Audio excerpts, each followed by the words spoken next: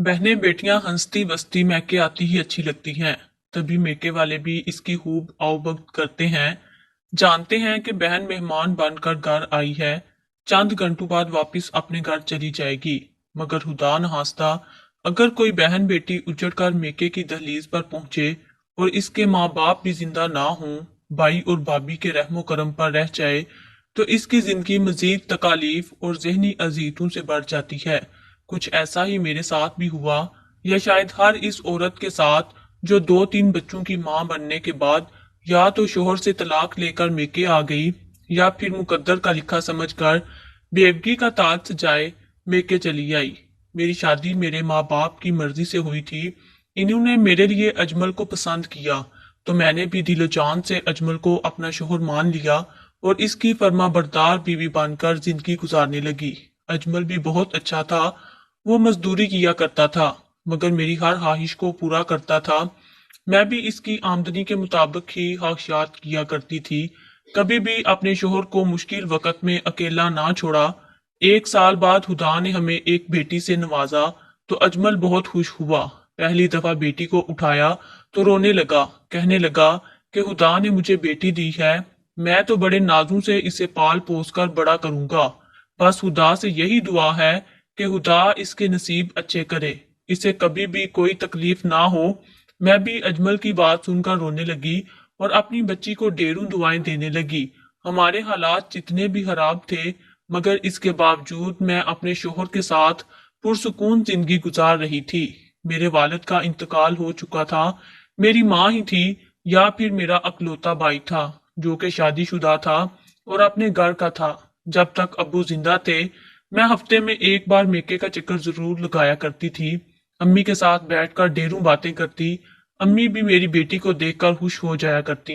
मगर जब भाई की शादी हुई, तो मेरी भाभी ने भाई को हमारे खिलाफ करना शुरू कर दिया। भाई भी मुझे अपने घर में देखकर माथे पर गोली ले आया करता।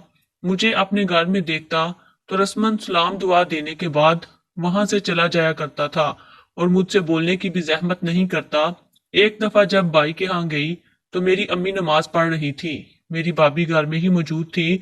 मुझे देखकर फौरन इसने मुंह फेर लिया और कमरे में चली गई। मुझे ये बात बड़ी दिल को चुभ गई थी। थोड़ी देर बाद भाई घर आया, तो मेरी आंखों से आंसू निकल आए। आखिर को मैं भाई की लाडली बहन थी और अकलौती थी। भाई ने मुझे रोते देखा तो कहने लगा, क्या बात है, क्यों रो रही हो? क्या अजमल ने तुम्हें कुछ कहा है या कुछ परेशानी है? मैंने फौरन अपने आंसू साफ किए और बोली, कुछ नहीं भाई, मैं आज तुम्हारे घर आई हूँ और तुम्हारी बीवी ने मुझे देखकर मुंह फेर लिया, मुझसे बोलने की भी जहमत ना की। मैं तो यूं ही वक्त गुजारने के लिए तुम्हारे यहाँ चली आती हूँ। अगर तुम्हारी बीवी को नहीं पसंद तो मैं यहाँ नहीं आती। भाई ने जब ये सुना तो खामोशी से कमरे में जाकर जब बीवी से ये बात कही, तो भाभी ने तो वावेला मचा दिया था।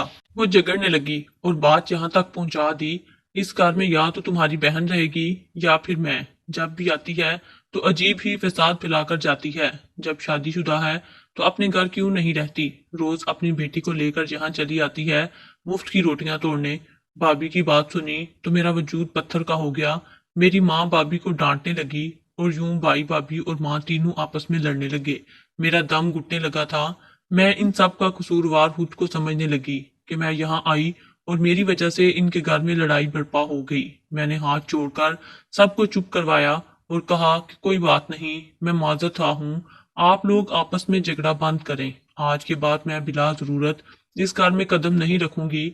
अम्मी ने मेरी बात सुनी तो रोने लगी, कहने लगी कि तुम्हारे अब्बू का घर है, तुम जरूर आया करो, बेटियों का तो मान ही महका होता है। मगर मैं कुछ न बोली और अपनी बच्ची को लिए वापस घर आ गई। इसके बाद मैं दोबारा कभी भी भाई के यहाँ ना गई। हाँ, अलबत्ता माँ मुझसे मिलने जरूर आ जाया करती थी। मैंने घर आकर अजमल को सब बताया तो अजमल मुझे समझाने लगा कि तुम्हारा भाई अब शादीशुदा है, इसकी अपनी जिंदगी है, आज के बाद तुम वहां नहीं जाओगी, बल्कि तुमने अगर माँ से मिलना हुआ तो मैं खुद जाकर तुम्हारी माँ को यहाँ ले आया करूंगा। मैं भी खामोश हो गई। अलबत्ता अंदर ही अंदर ये बात चुप रही थी कि शादी के बाद मेरा भाई बदल चुका है।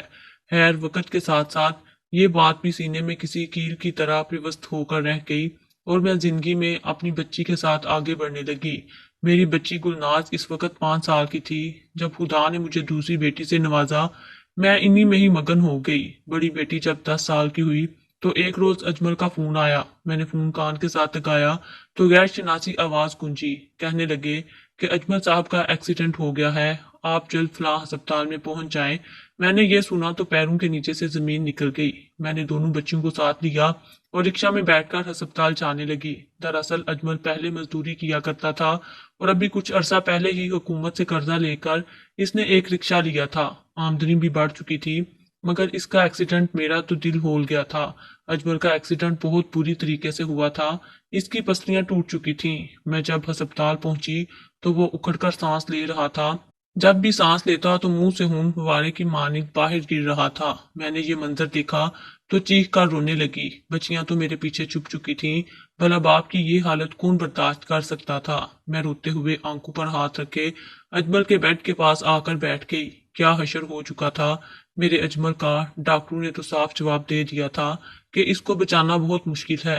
अजमल मेरी जानिब देखता हुआ धीरे धीरे सांस लेता कहने लगा, हिना मैं जानता हूँ कि मैं कुछ लम्हों बाद इस दुनिया में नहीं रहूंगा। बस इतना ही कहूंगा कि हिम्मत मत हारना, मेरी बच्चियों का ध्यान रखना और हो सके तो मुझे माफ कर देना। मैं तुझे इस दुनिया में अकेला छोड़कर नहीं जाना चाहता था, मगर फकत इतना ही बोल सका था अजमल, और इसकी जुबान इसका साथ छोड़ चुकी थी। मैंने सर उठाकर जब अजमल को देखा तो वो बिल्कुल साकत हो चुका था। इसकी रूह परवाज कर चुकी थी।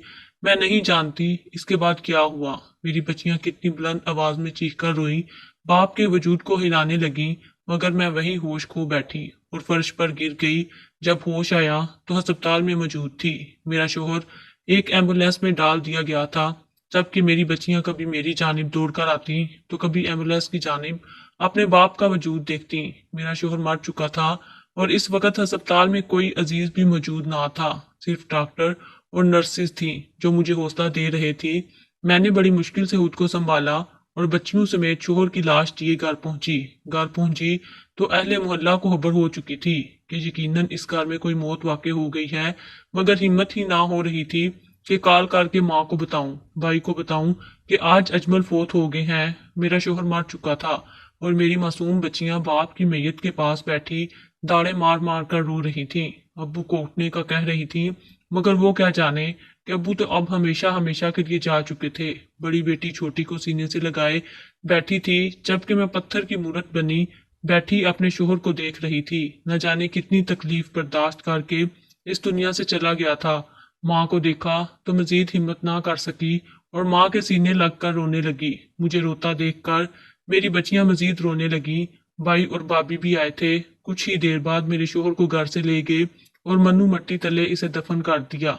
मुझ पर मेरे भाई ने सफेद चादर उड़ा दी। ये मेरी बेवगी की निशानी थी। कैसा वक्त था जब मैं सुर्ख आंचल सर पर ओढ़े अजमल की दुल्हन बनकर आई थी और आज इसी के घर में सफेद चादर ओढ़े इसकी बेवा कहलवाई जा रही थी। मेरी दोनों बच्चियां यतीम हो चुकी थीं। मुझे ये सब कुछ एक ख्वाब सा लग रहा था। यकीन ही नहीं आ रहा था कि आज अजमल फोत हो चुका है। मेरे भाई और भाभी तो वापस अपने घर चले गए, मगर मेरी माँ मेरे पास ही रही, क्योंकि अजमल ने रिक्शा हुकूमत से कर्जा लेकर लिया था, इसलिए वो कर्जा तो हर हाल में वापस करना था। हमारे पास तो इतने पैसे ही ना थे जो कर्जे की अदायगी करते।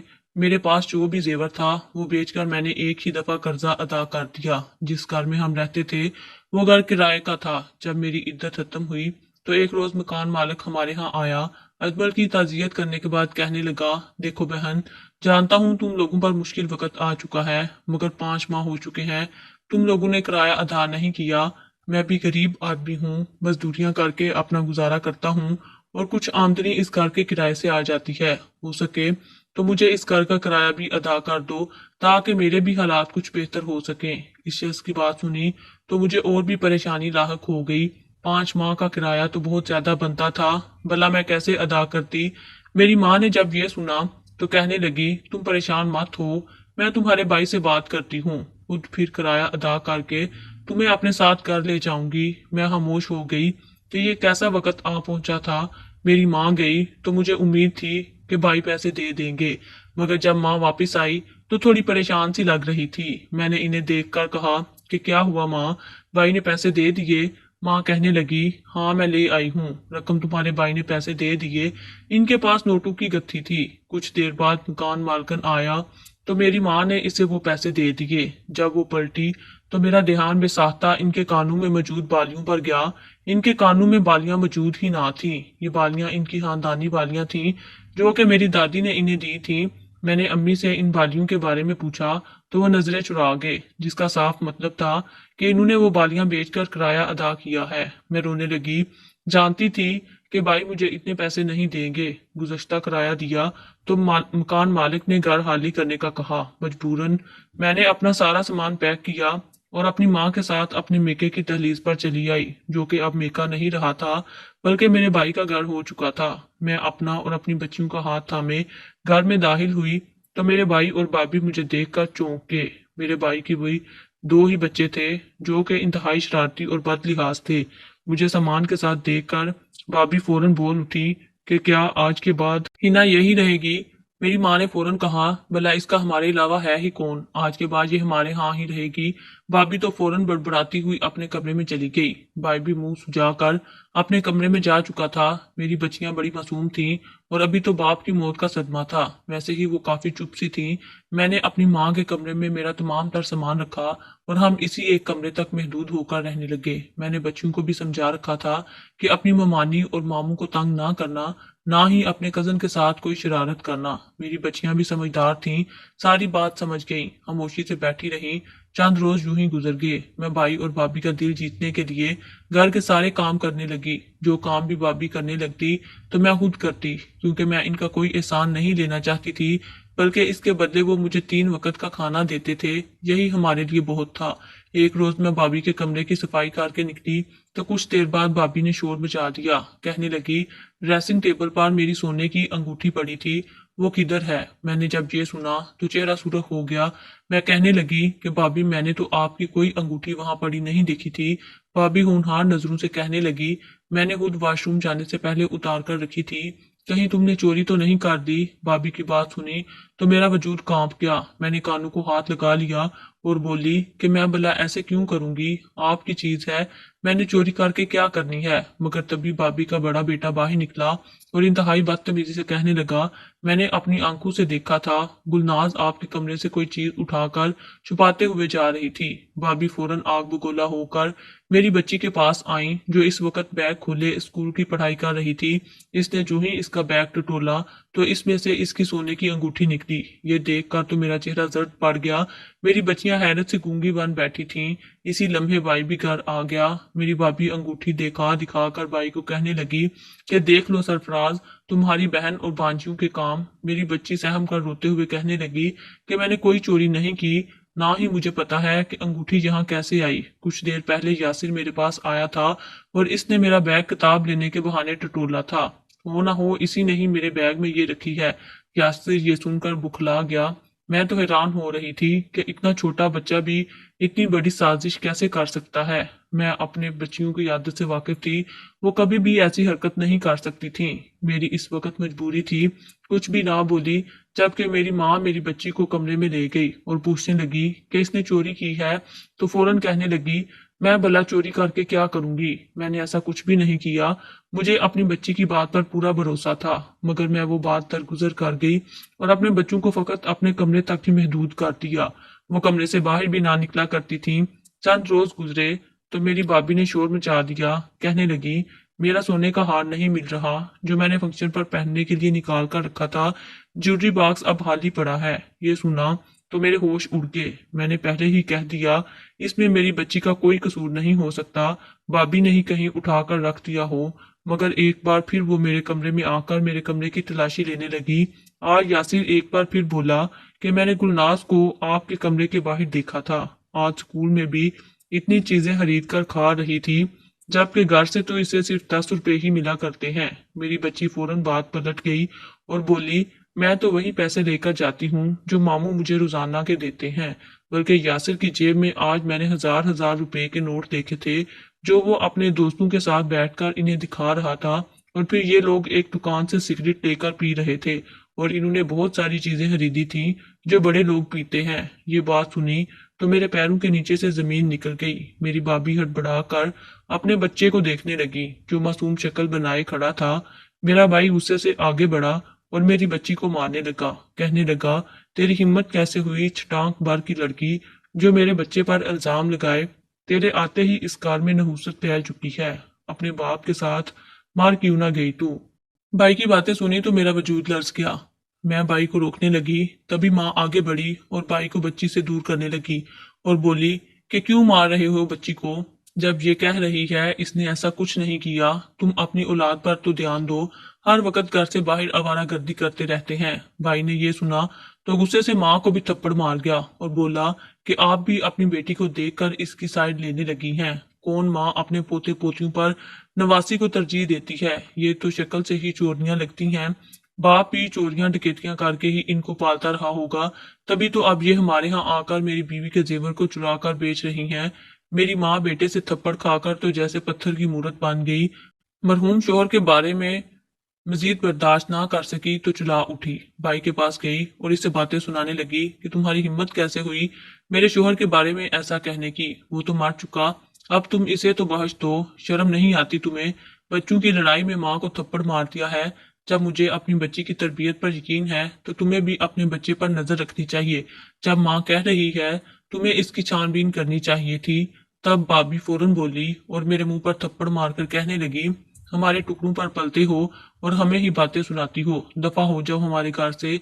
मैं भी गुस्सा हो गई और बोली, नहीं रहती आपके घर, मेहरबानी आपकी जो इतना एहसान कर दिया मुझ पर। भाई कहने लगा, माँ को भी साथ ही लेकर दफा होना, मजीद बोझ नहीं उठा सकता मैं। खबरदार, जो साहब ने दोबारा यहाँ पर कदम रखा तो वो चला गया था। अब मैं क्या करती, मजीद बर्दाश्त करना मेरे बस से बाहर हो चुका था। मजबूरन मैंने अपना सामान पैक किया। जब माँ को हिलाया तो बिस्तर पर बैठी थी, फौरन पीछे को गिर गई। मैं बुखला कर माँ को हिलाने लगी, उठाने लगी, मगर वो तो बिल्कुल ठंडी हो चुकी थी। मैं इन्हें डॉक्टर के पास ले आई। भाई भी साथ ही था, मगर मेरी अम्मी हार्ट अटैक से मर चुकी थी। भाभी कहने लगी, तुम्हारी वजह से ये सब हुआ है। मजबूरन 3 रोज तक, चूंकि खानदान वालों ने आना था, इसलिए मैं भाई के यहाँ ही रही। जैसे मेहमान आना बंद हुए और माँ का सोएम गुजरा तो भाई ने मुझे घर से निकाल दिया। इसी मोहल्ले में एक पुराना खंडर नुमा घर मौजूद था। इसका कोई वाली वारिस ना था। मैं अपने बच्चों को लिए सामान उठाए इस घर में रहने लगी कि जब इसका मालिक आया फिर देखी जाएगी। वो घर किसी भूत बंगले से कम ना था। मैं डरते हुए वहां रहने लगी और सिसकने लगी। खाने पीने की कोई चीज मौजूद ना थी। बच्ची कहने लगी कि मामू के यहाँ जाकर कुछ मांग कर लाती हूँ, शायद इनका दिल नरम पड़ जाए और वो हमें खाने को दे दें। मैंने अपनी बच्ची को भेज दिया और कहने लगी कि अल्लाह करे कि भाई इसकी भूख देखकर कुछ खाने को दे दे। मैं अभी यही सोच रही थी कि मेरी बेटी भागती हुई वापस आई। वो हाँप रही थी, कहने लगी, अम्मी मामू के यहाँ जल्दी चलो। मैंने इससे पूछा तो कहने लगी कि बस जल्दी चलो, मामू तुम्हें बुला रहे हैं। मेरा तो कलेजा मुंह को आ गया। मैं भागते हुए भाई के घर पहुंची। जो मंजर दिखाई दिया देखकर लर्ज गई। भाई मेरे कदमों में गिर गया और मुझसे माफी मांगने लगा, कहने लगा, मुझे माफ कर दो, मेरी वजह से सब कुछ हुआ। मैं तुम्हारी बात पर यकीन कर लेता तो आज ये सब ना होता। दर हकीकत इसे तमाम राज पता चल गए थे। वो जेवर का गुम होना और फिर इल्जाम लगाना सब कुछ भाभी और इसके बेटे ने मिलकर किया था। दर हकीकत मेरे भाई का बड़ा बेटा यासर नशेई बन चुका था। छोटी उम्र में गलत संगत की वजह से वो सिगरेट और नशा करने लगा था। इसने ही बहाने से अपनी माँ का जेवर बेचा था, जबकि भाभी सब जानते हुए भी खामोश थी। आज किसी तरह भाई ने इनकी बातें सुन ली थी। इसने अपनी बीवी और बच्चे को बहुत मारा था। इसे एहसास हुआ था कि इसकी वजह से कितनी बड़ी मुसीबत आ पड़ी है। मगर मेरी भाभी के बड़े बेटे ने जब घर बाप से डांट खाई तो वो घर से बाहर निकल गया। नशे की लत इस कदर लग चुकी थी कि वो सड़कों पर लूट मार करने लगा और लोगों के पर्स चुराकर पैसे लेकर नशा करने लगा। इसी नतीजे में पुलिस इसे पकड़ कर ले गई। इसे अपनी औलाद की तरबियत पर अब पछतावा हुआ था। वो मुझसे माफी मांगने लगा, मगर मैं रोते हुए कहने लगी कि अपनी माँ से माफी मांगो जिस पर तुमने हाथ उठाया था। आज इसी की सजा है कि तुम्हारी औलाद ने तुम्हें इस नौबत तक पहुंचा दिया। भाई मुझे वापस कर ले आया और किसी तरह बच्चे को भी जेल से निकलवा लिया, इसका इलाज करवाया। मगर खैर, मैंने भी कपड़े सिलाई करके अपना और अपनी बच्चियों का कुछ खर्चा उठा लिया।